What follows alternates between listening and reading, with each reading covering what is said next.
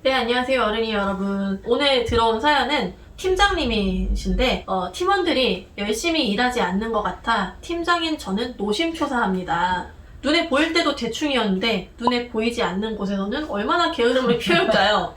회사의 월급이 아까울 지경입니다. 어떻게 하면 직원들이 게으름 피우지 않고 일하게 할 수 있을까요?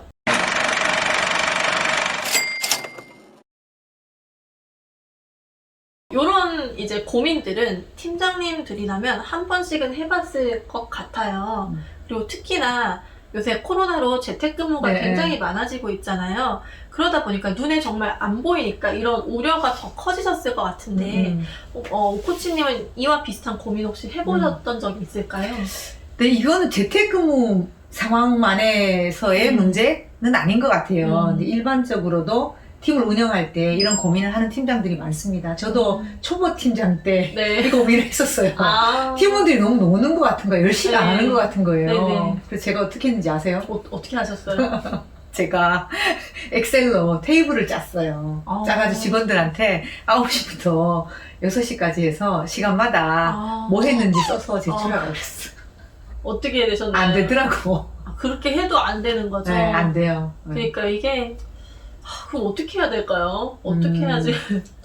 이게 그런 것 같아요. 회사에서 팀을 두는, 그러니까 우리 팀의 존재 목적에 대해서 조금 먼저 생각할 필요가 있는 것 같아요. 출발을 팀원들의 시간을 내가 어떻게 관리할까? 어떻게 열심히 하게 할까? 이거는 나중 문제고, 우리 팀이 존재하는 이유가 있잖아요. 그럼 우리 네. 팀이 내야 되는 성과, 달성해야 되는 목적 같은 게 있을 텐데, 그게 뭔지를 생각하고, 이제 그걸 달성하기 위해서 우리가 무엇을 해야 될지, 각 팀원들은 어떻게 기여해야 하는지, 이렇게 사고의 방식을 좀 바꿔보는 게 필요할 것 같아요. 그 구글 같은 경우에 준현님, OKR이라는 게 네. 있어가지고 굉장히 그 개인들에게 달성해야 될 성과라고 해야 네, 되나요? 맞아요. 성과 목표들이 분명하게 주어진다고 들었는데 어때요? 맞아요. 어떤 거예요? 네. 그게 그 OKR이라고 네. 요새 굉장히 외부 강연도 많더라고요. 점점 더 많은 사람들이 OKR이라는 거에 관심을 많이 가지시는 것 같은데, 일단 Objectives and Key Results라는 그것의 약자입니다. 이거는 결국에는 우리 Objectives 목적, 그리고 그 목적을 달성하는 데 있어서 Key Results 수치적이나 좀 측정 가능한 결과들은 무엇인지를 미리 정의를 하는 거예요. 그래서 이건 전사적으로도 매년 하고 있고, 또 분기로 쪼개서도 하고 있고, 네. 각 조직별로도 하고 있는 것 같아요. 네. 맞아요. 그 구글처럼 OKR이라고 부르지는 않지만 네. 저희 같은 경우에도 예를 들면 그 영업 조직, 실적을 가지고 움직이는 조직은 주로 이제 실적을 위주로 그런 목표들이 주어지고요. 네. 나머지 부서들에 대해서도 마찬가지로 회사가 이런 실적을 달성하기 위해서 각 부서가 해야 될 일은 무엇인지 1년 단위, 한 분기 단위, 또 월 단위 네. 정해가지고 그 아웃컴을 가지고 얘기를 하죠. 네, 요새 그래서 점점 더 그런 분위기로 바뀌는 것 같고, 저 같은 경우도 제가 매니징하는 직원들과 일을 할 때 그런 부분을 많이 공유를 하려고 해요. 네. 너가 이렇게 성실히 해야 된다 라고 접근을 9시부터 6시까지 네, 그쵸. 걱정하지 말고 여기서 일을 해야 된다라고 접근을 하기보다는 네. 조금 더 우리 팀의 OKR은 무엇이고, 그래서 그걸 달성하기 위해서 당신의 역할은 무엇이다라는 걸 좀 더 많이 인지를 시키려고 노력을 하는 것 같아요. 그쵸. 그게 되게 중요하죠. 그래서 이분 그 사연 주신 팀장님도 조금 팀원들의 시간을 관리한다라고 생각하지 말고 우리 팀이 회사에 보여줘야 할, 가져다 줘야 될 성과나 목적 같은 거를 먼저 생각하고 거기에서 우리 조직의 팀원들이 어떻게 기여할지 이렇게 생각하는 방향을 좀 바꿔보셨으면 좋을 것 같아요. 팀의 목적을 정의하고 각자가 어떻게 기여할지를 정리하는 것. 이것도 매우 중요한데 동시에 팀의 모든 사람들이 자기 역할을 하고 있다는 것들을 보여주는 것도 굉장히 중요하다고 생각해요. 보여주고 공유하는 거. 그래서 예를 들면 영업팀 같으면 거기는 뭐 쓰나요? 세일즈 관리하는 거? 네. 말해도 되나? 세일즈포스 씁니다.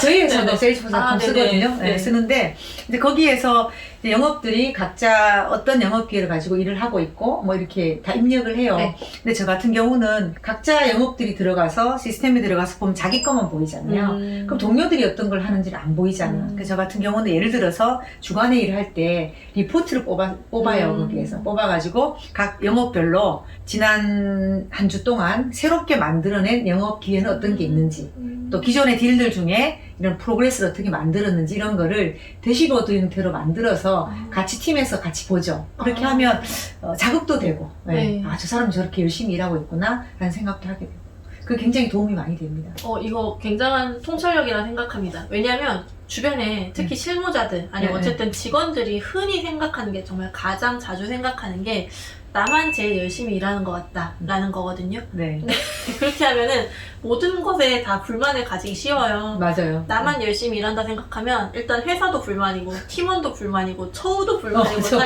이렇게 됩니다. 그래서 오코치님 말씀해주신 대로 서로가 좀 하는 일이 무엇인지 또는 이 사람들이 뭐 어떻게 하고 있는지 좀 가시화시키는 게 좀 중요하겠네요. 맞습니다. 팀장이시라면 일을 나눠서 어떤 일을 각자에게 해라라고 하는 것도 중요하지만 결국 일이라는 게 한 사람의 노력만으로 결과를 낼 수 있는 게 아니기 때문에 여러 팀원들이 하는 일들을 서로 보이게끔 하는 가시성을 높이는 거, 그럼으로써 서로에 대한 신뢰가 생기게 하는 거 매우 중요하고, 결국은 그렇게 하다 보면 협업이 잘 돼서 그 결과도 네. 좋아지게 되는 거죠. 네, 굉장히 좋은 말씀인 것 같아요. 그래서 결국에는 팀장으로서 각 팀원들에게 우리 팀의 존재 이유에 대해서 다시 한번 좀 짚어주고, 또 각각의 팀원에 대해서 기대하는 역할과 어떤 성과를 기대하는지를 먼저 정리를 해주셨으면 좋을 것 같아요.